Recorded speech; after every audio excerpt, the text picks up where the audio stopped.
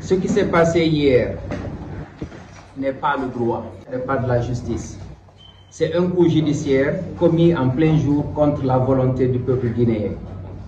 Tout à fait au début, la Cour suprême a disqualifié ma candidature sous un prétexte discutable d'un document manquant, alors que ce document avait été déposé, signé, cacheté et enregistré par la Cour elle-même. La preuve est écrite par sa propre main et chaque Guinéen peut le voir. Je vous le montrerai. Immédiatement, j'ai consulté mes avocats et nous avions décidé de faire un recours à cette décision, puisque nous avions les évidences que nous avions déposé tous les documents qui étaient nécessaires pour la candidature et par le code électoral et par la direction générale des élections.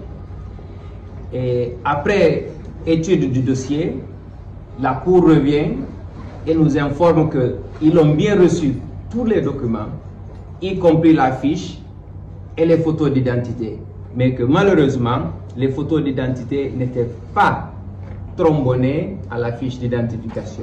Voici ma fiche d'identification, voici mes photos. Apparemment, cette trombone a quitté et maintenant, je ne suis plus identifiable.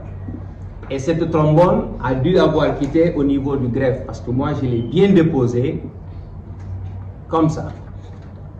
D'accord?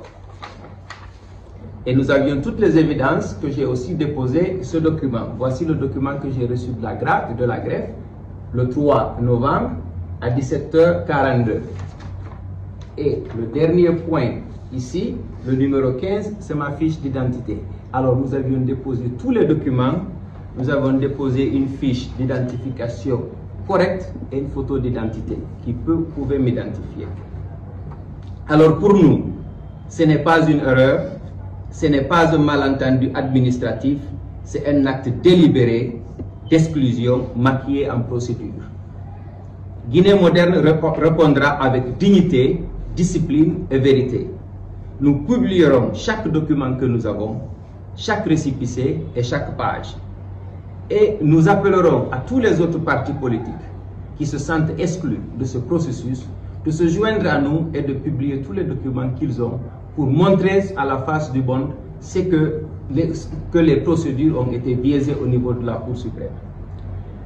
Donc, nous exposerons cette injustice devant la nation et devant le monde. Nous appellerons la CEDEAO, l'Union africaine et tous les partenaires diplomatiques de prendre acte de cette injustice.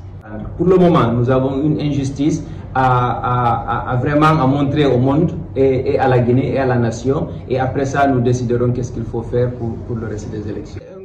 C'est un hold-up qui vient. C'est une exclusion qui a été faite par des personnes qui sont en robe. C'est la plus haute institution de la nation qui est en train de soutenir un silence ou une injustice et obéir à un pouvoir. Donc, moi, je pense que ça va au-delà de ce qu'on doit faire pour ces élections présidentielles, mais c'est plutôt aussi de rendre justice et de valoriser nos droits. Nous sommes en train de consulter nos avocats et la possibilité d'atteindre la CEDEAO n'est pas exclue dans les prochaines étapes que nous allons entendre.